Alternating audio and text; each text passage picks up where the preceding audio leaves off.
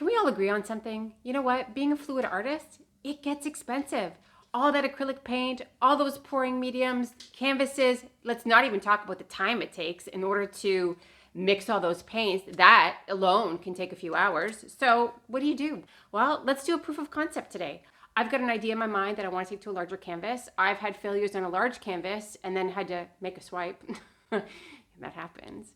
I've had an idea and I went right to the large canvas and then it was like a big failure and I spent a lot of time and energy and a lot of money and wasn't so happy with the end result. So what are we going to do today? I'm going to take a 20 centimeter by 20 centimeter gallery wrapped canvas that's extra deep, so 3D. I like that because then I can hang it on the wall and I don't need to put it in a frame. So I'm going to mix up all my paints and we're going to do proof of concept. We're going to take those lessons learned and then in the next video I'll transfer that knowledge to a larger canvas. So, in case I forgot to tell you, my name is Tiffany Romine. Welcome to my channel, and I'll see you down on the canvas.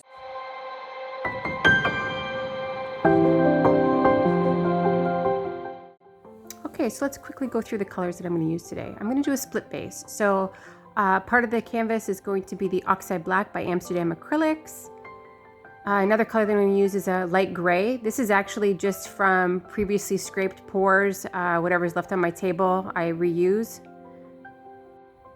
And this one here is a mix of iridescent pearl, and titanium white, both again by Amsterdam Acrylics. All my paints though are just mixed with water.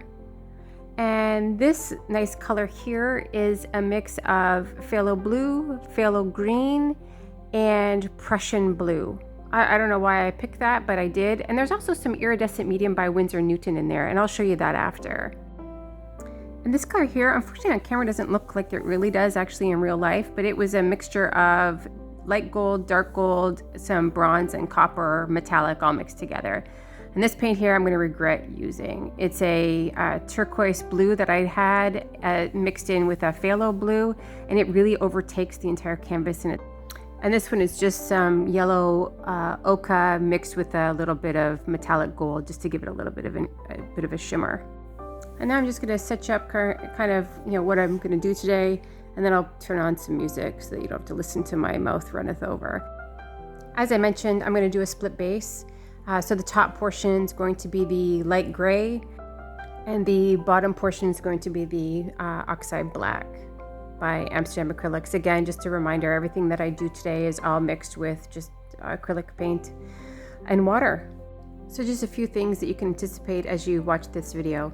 I'm going to get into a little bit of trouble because I've got way too much paint on the canvas. I initially had wanted to put a very little amount of paint on the canvas, so I thought that by putting it on with the stick as opposed to just pouring it like I normally do would help. That didn't help at all. It actually made it a lot worse. Additionally, I decided that I was actually going to blow it by mouth. I didn't want the power of the blow dryer, again trying to maintain as much negative space as I could. So you're also going to see me rework by blowing this thing out many times. I'm going to swipe sections of this canvas to get a composition that I'm somewhat happy with. So then obviously there's a lot of things that I learned throughout this entire process before I ever take it to the larger canvas. So I'm probably not going to use the turquoise. I'm probably going to remix a color variation of that. I don't know, and once it's dry, if the gray is going to be, I think the light gray top might be a little bit too dark.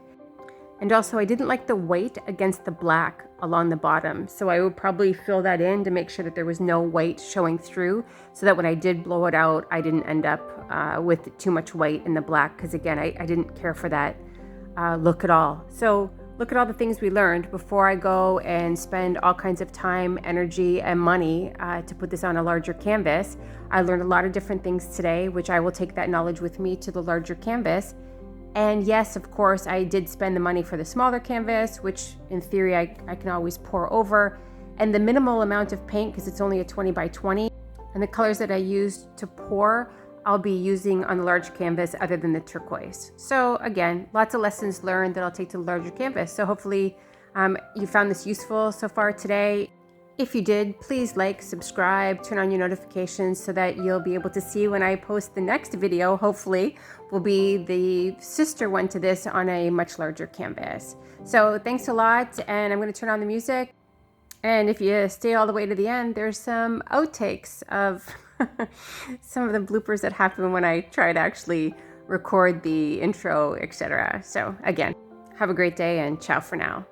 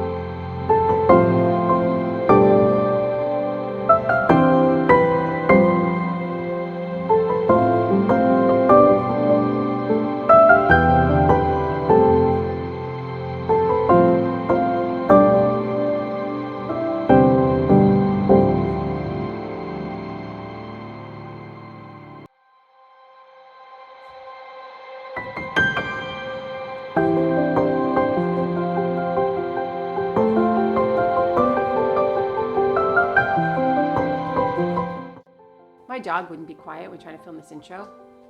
This is Henry. Isn't he cute? And now he's growling because he sees things outside that he doesn't like. Yeah, there's a carnival. Henry! Shh! Welcome to my drama. This is Life with Henry. Let me show you Henry. Come here, Henry. He might growl at the camera. Who knows what kind of mood he's in. Hi, bud. Hello. Yeah, so this is Henry.